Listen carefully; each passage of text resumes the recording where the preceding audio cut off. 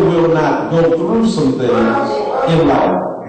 That the same stuff that happened before you met the Lord will be waiting for you after you meet the Lord. And this is a wonderful story about that. Because when the story opens in 18, it begins to talk about the reign of King Hezekiah. And unlike so many kings that came before him that abandoned God's ways and that fell into the temptation of doing things like other nations, Hezekiah, it says in verse 6, held fast to the Lord. And just because you hold fast to the Lord does not mean that trouble will not still arrive at your door. We often live under the impression that if I hold fast to God, that will somehow magically keep illness and distress and financial problems and all the other stuff everybody else goes through away from my door. But just because we hold fast to God does not mean we won't go through something.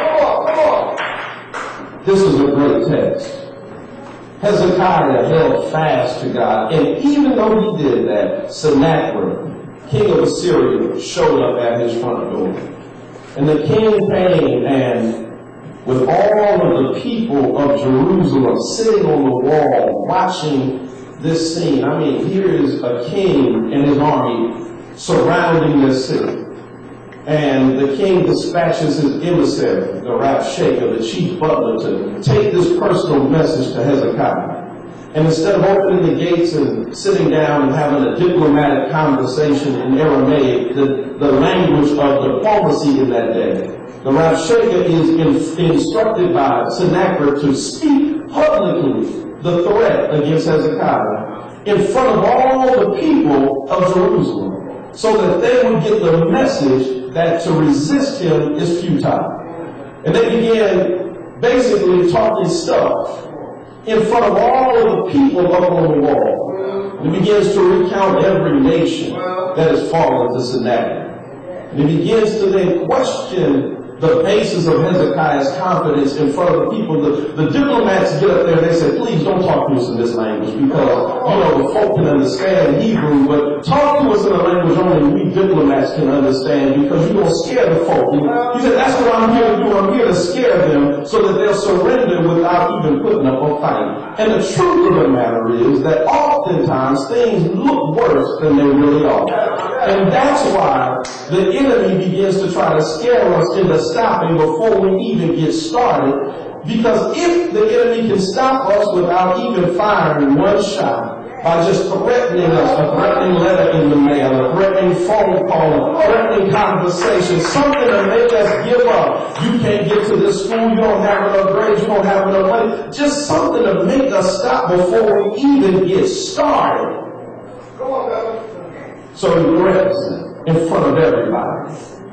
And he begins to go down the list of why Hezekiah might be confident enough to try to fight Sennacherib. He says, is it because of your alliance with Egypt? He said, don't you know Egypt is going to help you? He said, we're going to beat Egypt and then we're going to come back and beat you. Your political alliance is not enough.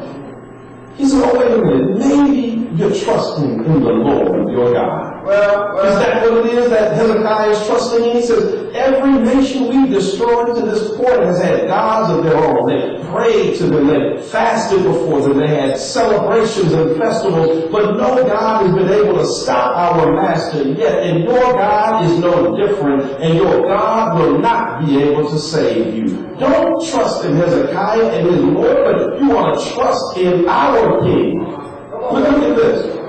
This is one of the most interesting things about this. That's why I say I actually kind of like doing this today this way, because we can walk through this. The king of Assyria tries to take the place of Yahweh, the God of Israel. He says, if you trust me, he says, I will deliver you. I'll take you to a land of milk and honey, a promised land of your own. And I'll keep you safe. But if you stay here in the city trusting in God, you'll surely die. Now, isn't that just kind of how life is? The enemy comes and tries to make himself look like God and God like him, that if you trust God, you'll die, but if you want to live, that you'll trust me and come out of the protection of the city, that you will leave the God that brought you this far and along the way, the God that fed you when you couldn't feed yourself and gave you water when you couldn't find water. If you will leave and abandon the God of your ancestors and come to me, you shall surely live. It's nothing but a lie. If they were to trust Sennacherib, they would become slaves to Sennacherib. If they were to abandon God, that's when they would truly die. And sometimes you got to stay right there, even when it's not easy staying there. When everything around you suggests that trusting in God is the way to death, that's when you got to stay in there, even when it doesn't seem like it makes any sense. I know that it's not easy standing there. This is real world stuff. That's why, folks talk about the Bible doesn't deal with real world stuff. It doesn't talk about my issues, but this is real stuff. This is the nitty gritty of life. This is not pie in the sky, but it's can you trust God when you are surrounded and it looks like death is certain? Can you still trust God then? That's a major question. When the enemy is at the front door and the enemy is right, it does look like certain death. How in the world could they get out of a situation like this? How could they get out of something where the city is completely surrounded by warriors that outnumber them 10 to 1? There is no escape. What do you do when the enemy is right? Somebody will say amen. When you looked at the balance in your account, it does not add up. The enemy is right. I should just quit right now. When you look at the doctor's diagnosis and you look at what statistics say with people who get what you got, it just suggests, oh, quit right now. When you look at the neighborhood you come from and you look at the statistics and what it says, where you ought to be, you ought to give up right now. Sometimes the enemy makes a compelling case about why we should just stop and not go forward. Anybody ever here almost made a deal with the enemy because their case just seemed to be stronger? So, I'm all by myself, huh?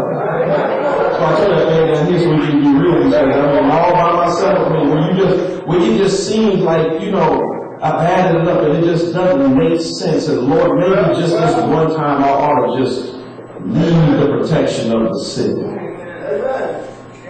Well, the enemy comes the first time and speaks in public. Then the enemy comes back and Sennacherib this time sends an official letter to Hezekiah. And look at what happens in the second portion of the story in chapter 19, verse 14. Hezekiah received a letter from the hand of the messengers and read it. Then Hezekiah went up to the house